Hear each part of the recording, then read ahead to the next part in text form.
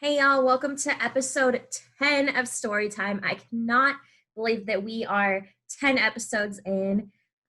It feels like just yesterday I was learning how to produce a podcast and trying to figure out how to even get one live. And here we are 10 episodes later. And the most amazing thing is that we have several episodes that have already been recorded that we're just waiting to release as well. So thank you all so much for being along on the ride with us. It is much, much appreciated. Today's episode features an amazing guest, Taylor Hearn from the Texas Rangers. We chat everything from baseball, his major league debut, video games, COVID, several topics, and there's a special message from Kansas City Royal and a mutual friend of both of ours, Nick Heath, at the end. So stay tuned for that. And I hope y'all enjoy it. So thank you so much.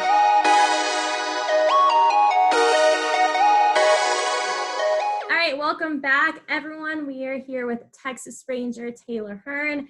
Taylor, thank you so much for joining the show. Thank you for having me, Courtney. Of course. So before we start talking about baseball, I read something about you when I was preparing for this. And I think a lot of people will be surprised to hear that you participated in rodeos when you were a kid. And I know you have family members that did. So kind of walk me through that whole thing and how you got started and what made you love it so much. Oh, man. Started when I was about 4 or 5 years old. That was actually, the first sport I actually did. So, it was my dad and his 3 brothers, and it was something that they did with my grandpa. And just traveling, doing all rodeos and going to compete as well. So, that's something it's always been like part of me, and something I will never leave. But yeah, it was a great experience. I think what all the stuff I went through helped me out through my baseball career mentally, and just preparing, having short-term memory. So I kind of look at it from a positive now. So what type of events did you do? I'm not a huge rodeo person. I've been, but I'm from Scottsdale, so I'm a city girl. But what were the events that you did? Like, what was your best one? Well, the only event that we did or I did was calf roping. So that was the only one. But yeah, all the other events weren't really something I did. I'm sure I could do them, but I just didn't want to because it was just a family thing where everybody did calf roping. So it was just what I did, I guess. But it was good and it's fun, and it's something I plan to get back into later on in my career. But right now I still watch videos. I still, gonna try to go to the NFR in Arlington. So it can't leave me. I would assume they won't let you do rodeo events right now, like too high of an injury risk, I would guess, right? Yes. Yeah. Unfortunately, no. Bummer. Well, then getting into baseball, the whole point of this show is to kind of show off our guests and their stories and what led them to where they are today. So what made you fall in love with baseball, and when was it that you realized that this is something that you wanted to give your all to so it could be a career? So I actually stopped playing basketball and football when I got to high school when I became a freshman. So, but even to this day, I don't even know why I picked baseball. I tell people I really think and know that God probably, he was the one that picked it for me because I couldn't give you an explanation. But I don't know. Baseball was just fun to me. Basketball and football was fun as well, but baseball was just more intriguing. I guess, being a guy that always threw hard and was athletic out there in the field, it kind of, came a little easier to me. So, yeah, it was, I don't know why I picked it, but I'm glad I did because, baseball has been really good to me so far. And it's just a fun game. It's so enjoyable. And it's a long season, so I enjoy it as well at times. But, no, it's it's hard for me to understand how people say, they don't like baseball. Yeah, I get if it's boring and stuff, but yeah, to me, you kind of got to be smart to understand baseball because it's a lot that's going on. And throughout your years playing, and especially once you gave up the other sports, were there times where you weren't sure if you wanted to stick to baseball, or when you started doubting if it could be a career or not?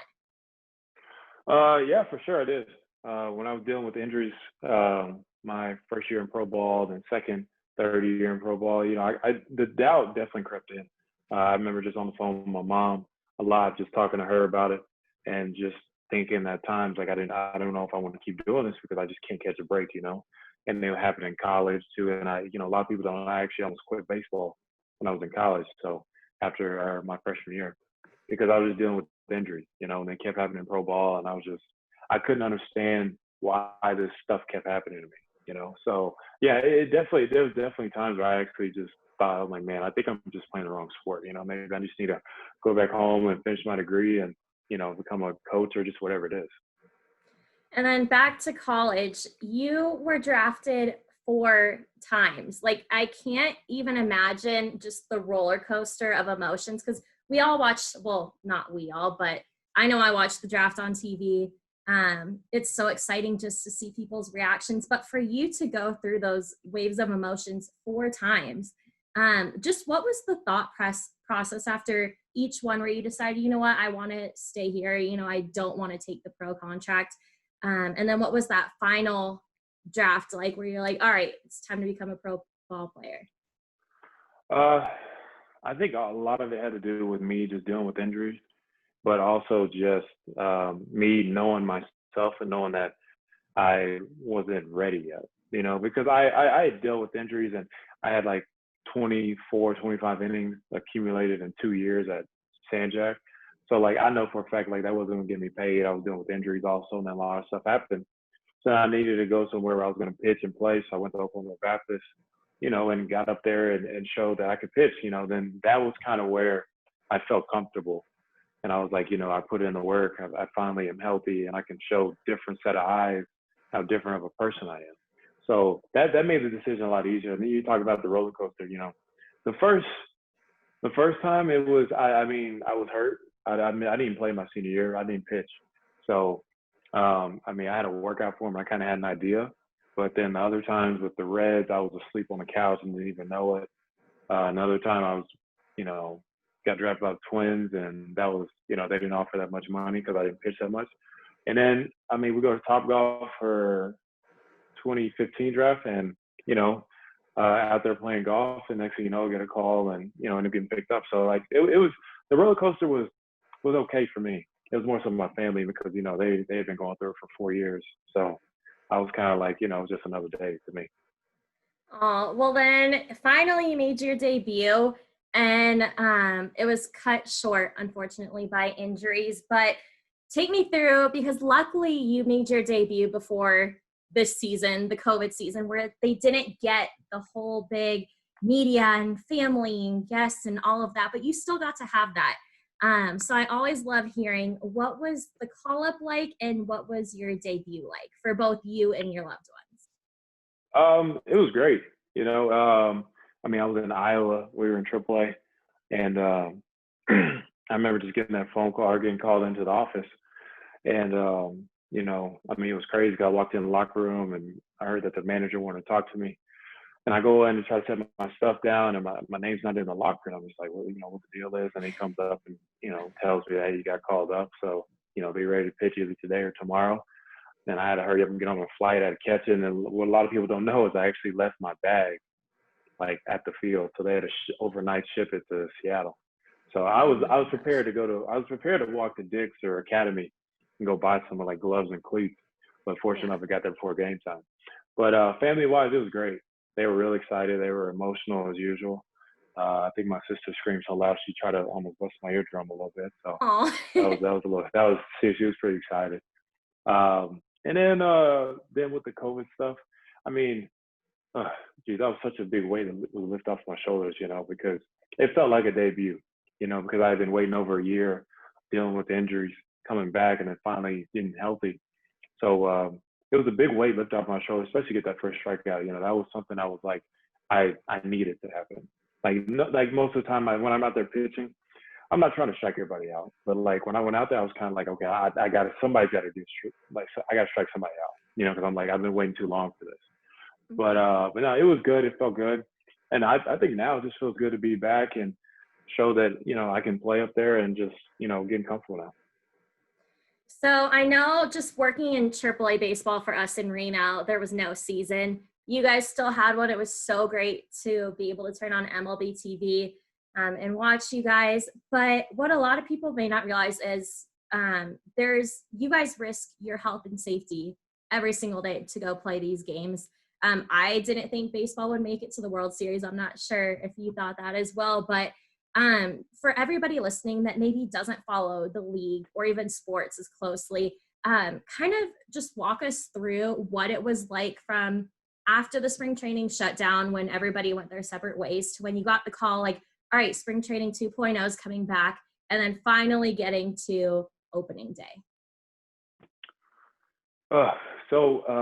After things shut down the first time, everybody went their separate ways. I came back home, and a lot of us worked out at the facility trying to stay close and trying to just stay ready just in case, But the hardest thing was probably just always hearing from our team reps that, hey, there's a good chance this might start here. There's a good chance it might start here. So, like, that was also probably the biggest thing that was just weighing on me mentally and physically, because you're trying to get ramped up and then you hear a date is possible and you're like, oh crap, that's like 2 weeks away. So it's like, I got to get ready. But then it kept getting pushed back, and so that really messed with you mentally and physically as well. But I think a lot of us did a good job taking advantage of that. I know I certainly did. I wanted to try to, show I could be back and was back healthy and just try to win a job, But even like during the season was rough. Now, no, we didn't do too well, but I'm not gonna lie, the traveling. But the probably the worst part was just doing those saliva testing every other day. That was hard. We're in road trips and you gotta come down the hotel lobby. You gotta, get your temperature checked, and you gotta spit saliva in a certain amount. And so we can't leave our hotel room either. So it's like, we go to San Diego, go to LA, and I'm like, I want to go eat and adventure and everything, and I can't. So they got like 2 or 3 security guards down at the front that like you can't even leave. So it was pretty tight knit, but I think MLB did a really good job about it though. But for it to be a 60-game sprint, it felt like every game was just like, basically a must-win game.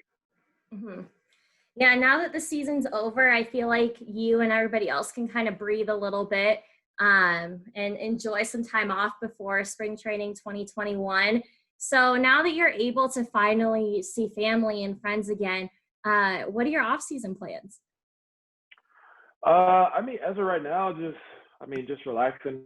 I've been working out a little bit, getting back to lifting. But just honestly, just trying to take some downtime and just trying to prepare for next year. Because it's crazy that it seems and it looks like this off season goes by so fast. We're already at the World Series, and once you hit the World Series, you already know like, hey, like spring training is 2-3 months away.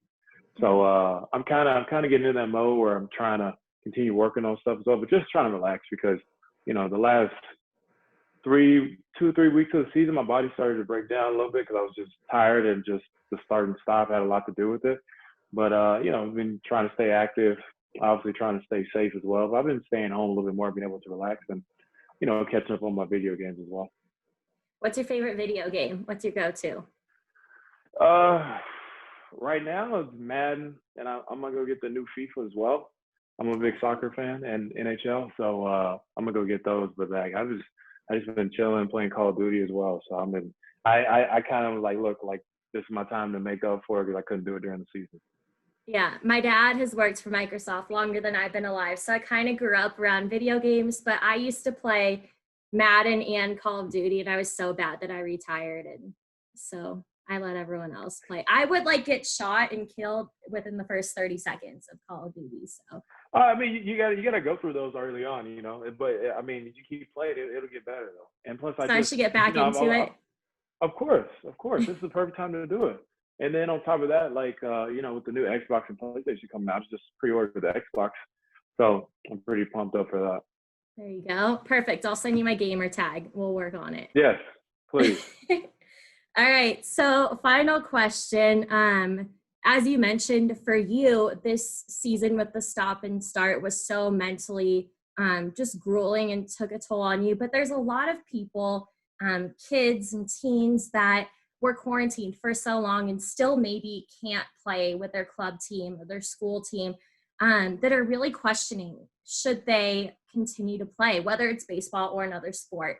So what advice would you give to everybody there that's kind of doubting if they should continue with their passion? I would say this. I say try to take advantage of quarantine. Try to take advantage of this time, because at the end of the day, every sport, no matter what sport you play, it's always a team sport, but it's always an individual thing as well. So you kind of got to work on yourself. I told a bunch of people this as well. It's like it's good to see. This is the time to see if you have self-discipline about yourself. That like you can be able to go work out by yourself, be able to push yourself, not try to have your teammates there, not try to have your coaches there and everything, because you can't be around everybody. So it's a matter of you just being able to will yourself to go out and do it on your own. So that way it helps out long term, whether, getting in the pro ball, college and stuff like that. Like, mom and dad aren't going to be there for you. So I think during quarantine, that's a really good time to just, try to work on yourself mentally and physically, but just, try to take your level and just everything up a notch. That's amazing advice. And one final thing, I have to pull out my phone for this. So I told one of our former guests, Nick Heath, that you're going to be on the show because he said he wanted to co-host at some point. I was like, pick a guest, but Taylor's off the table because we're already interviewing him. So, he was going to Zoom bomb this, but he's eating lunch right now. So he apologizes. But he said, his response to me, that's my boy. Tell him I said his head big on the show. Wow. He's I got a little something for him. Perfect. That's a great guy, though. I love him, though. Yeah, he's awesome. All right. Well, thank you so much. At some point, we'll have to have you both back on the show because I know Nick spent a good amount of our show talking about video games as well. So we'll get the two of you and just chat video games the whole time. Once I'm like back in the game and all that. For sure. I mean, me and him play Call of Duty with each other all the time. So, I mean, whenever you guys want, just let me know. Perfect. All right, Taylor, thank you so much. Tell everybody where they can follow you on social media. Instagram is Hearn21, and then Twitter is Hearn14. Perfect. Well, thank you, and enjoy the rest of your off season. Thank you for having me.